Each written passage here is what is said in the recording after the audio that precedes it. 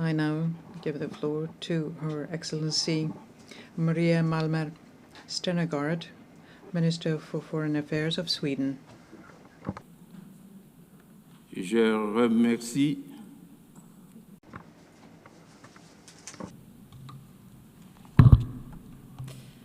Mr. President, Excellencies, 80 years ago, nations came together. It was a bold act of faith. Faith in multilateralism, the rule of law, and the shared responsibility to save future generations from the devastation of war. But as we gather here, the world and our organization, the United Nations, are facing the risk of failing. Leaders of several nations are choosing conflict over cooperation. Around the world, we are witnessing grave violations of the rules and principles that we have all agreed to. For too many, peace is fragile, justice abstract, and dignity denied. There is so much wasted potential. The UN was founded to curb aggression and the arbitrary exercise of power by the strong against the weak. That vision remains as valid today as it was then. Mr. President, it is not only the UN that turns 80 this year, it happens to be 80 years since Astrid Lindgren published her first book about the strongest girl in the world, Pippi Longstocking, a strong-willed girl who believed everything was possible. Pippi has inspired generations of children, especially girls, to believe that strength and independence are not confined by expectation or tradition. I have never tried that before, so I should definitely be able to do it. Although not a direct quote, it captures the spirit of Pippi. Let us use the coincidence of anniversaries as a reminder that even in the face of unprecedented challenges, we must approach the impossible with boldness and resolve. Mr. President, Sweden is a committed defender of international humanitarian law, principles that safeguard human dignity even in the darkest of times, and they must be upheld without exception. We cannot be deterred by a few states' disregard for our charter. This is our time to act and to defend these fundamental rules and principles for us and for future generations. We need an efficient UN that defends the right of every state, big or small, to uphold its sovereignty, territorial integrity, and political independence. We need a strong UN that helps member states deliver on their commitments to respect, protect, and promote the human rights of every individual. And we need a focused UN. The UN must remain true to its core, securing peace, advancing human rights, driving sustainable development, and providing humanitarian relief. Mr. President, as a steadfast partner and major donor to the United Nations, Sweden remains committed to addressing global development challenges and to humanitarian efforts to provide protection and life-saving assistance. Sweden is also a strong supporter of UN peacekeeping and peace-building efforts. We actively take part in the Peace-Building Commission. We chair the Liberia configuration, and we have contributed substantially to the Peace-Building Fund since its creation. The Security Council must evolve to better reflect today's global realities. Sweden supports a balanced expansion of the Security Council by adding permanent and non-permanent seats, including African countries. We need to act together based on our shared principles and common goals. These include our commitments under the Pact for the Future adopted last year. Looking ahead, we will seek a candidate for the next UN Secretary General who leads the way and builds on important reform initiatives. And let me be clear, Sweden's choice is always merit-based. But isn't it strange that for 80 years, no woman has been elected, especially if the selection is based on merit? Mr. President, in a world in which armed conflicts are multiplying, we must not allow injustice to go unpunished. Accountability is critical to uphold our international rules-based order. The integrity, independence, and impartiality of our international legal system, including the International Court of Justice and the International Criminal Court, must be protected. When I think of accountability, I think of little Angelina. You have probably seen the picture of her celebrating her 2nd birthday next to a giant teddy bear.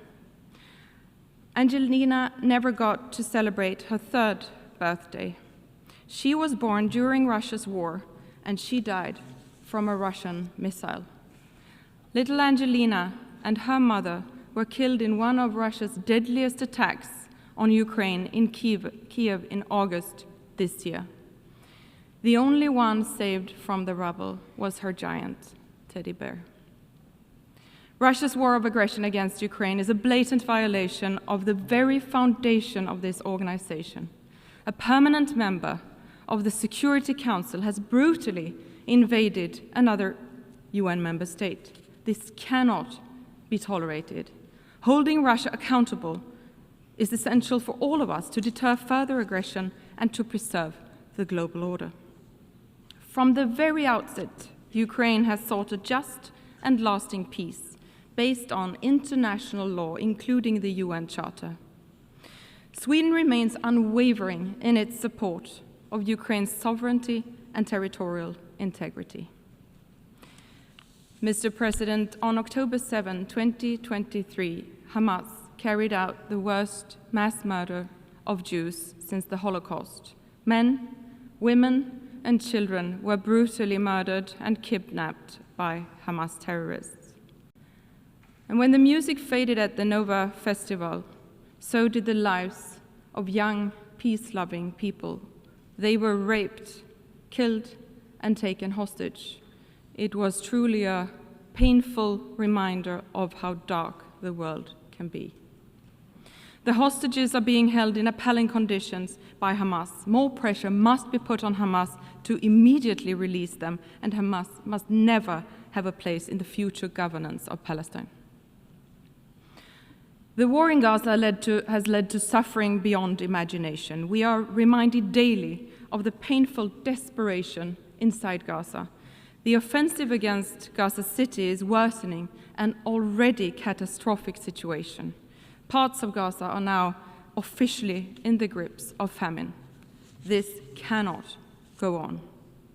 Israel has a right to defend itself, but that right must be exercised in accordance with international law.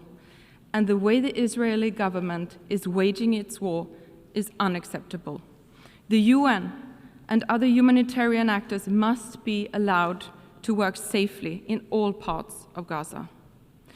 Humanitarian space must be protected and aid should never be politicized. Increased pressure on the Israeli government to change its course and meet its obligations according to international law is urgently needed. Sweden welcomes international efforts for a peaceful resolution to the Israeli-Palestinian conflict. It is in the interest of all states to not only bring this war to an end, but to ensure a sustainable two-state solution for a better future for all, both Israelis and Palestinians. Mr. President, the situation in Sudan is deeply alarming. It is the largest humanitarian crisis in the world and not given enough attention. Full, safe, and unhindered humanitarian access and immediate ceasefire and negotiations, ensuring a return to civilian rule, are urgently required.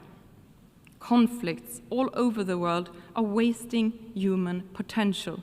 Every conflict tears families apart, disrupts education, and silences voices. The cost is immeasurable. Mr. President, authoritarian regimes challenge democracy, rule of law, and gender equality. Sadly, resistance against women's and girls' rights is on the rise. Sweden is honored to serve as president of the UN Executive Board this year. Gender equality is too often framed as a women's issue, which is a profound misunderstanding. Equality is not only a value we should aspire to, it is a driver of progress. Strengthening women's and girls' rights is not only the right thing to do, but also the smart thing to do, because we know that where women prosper, societies prosper. Equal access to education, work and resources transforms communities. Economically empowered women invest more in their families, leading to better health, education, and overall quality in life for future generations. Societies that include women in peace building are more likely to enjoy sustainable peace. We must stand firm against those who seek to roll back freedoms. We must push back the pushback. Everyone has the right to live safely and freely, regardless of gender, religion or beliefs, skin color, or whom they love. Sweden will always defend the equal rights and dignity of every human being. Mr. President, the crises of our time, armed conflicts, climate change, extreme poverty, demand urgent collective action. But public aid alone is not enough. To achieve our goals, we need to mobilize finance from every source, not least private capital. We must use synergies between development cooperation and trade to meet growing needs and lay the foundation for economic growth and entrepreneurship. The green and digital transition brings great opportunities in terms of jobs, growth, and solutions to mitigate climate change and achieve the goals of the Paris Agreement. Emerging technologies such as AI hold immense promise in addressing some of our most pressing common challenges. The global community must support innovation while addressing risks. Mr. President, the UN was not created to take mankind to heaven, but to save humanity from hell. These words of the second Secretary General of the United Nations, Dag Hammarskjöld, remain just as valid today. These are difficult times, but times have been difficult before. Let us not surrender to despair. Most nations continue to stand by the fundamental principles agreed upon 80 years ago. We should not let this anniversary become a celebration of the past alone. Let's see this as a call to action. Let's embrace the spirit of Pippi Longstocking and carry on with fearlessness and conviction. Together we must act for ourselves and for future generations. Let them inherit a better, freer, and fairer world than the one we found. For my son, Christian, and for my daughter, Kajsa, for all our sons and daughters who deserve to grow up in a world where their paths are not limited by their gender, tradition, or violence. We must not let potential go to waste. We must not let them down. I thank you.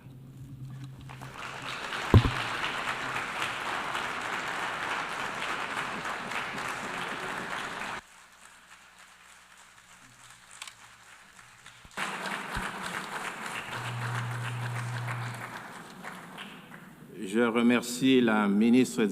I thank the Minister of Foreign Affairs of Sweden.